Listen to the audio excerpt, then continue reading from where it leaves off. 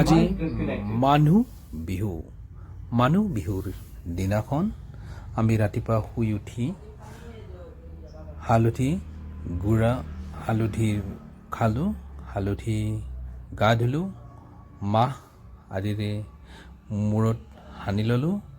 সকলোবোৰ কৰি উঠি ভগৱানক ওচৰত শিৱ মন্দিৰত আমি আমাৰ শিৱলিংগত পানী অৰ্পণ কৰি দেউতাক সেৱা জনাই আমি কীৰ্তন ঘৰলৈ গ'লোঁ আৰু আমাৰ বাবাটোৱে চোতালত ঢোল বজালে, বিভিন্ন ধৰণে বিহু গীত গালে, গাই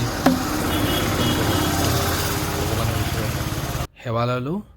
কীৰ্তন ঘৰত আজিবাৰ মাকে যোৱা নাই, বিশেষ অসুবিধাৰ কাৰণে। কীৰ্তন ঘৰত গৈ খুবেই ভাল লাগিল। উলহ মালহৰ এটা পৰিৱেশ, যথেষ্ট মানুহৰ সমাগম হৈছে। বাবাই খটখটিত বহিছে, খটখটিলৈ গৈছে। খটখটিত পানী চোৱাৰ হেঁপাহ এটা আছিল, কিন্তু চুব নোৱাৰিলে।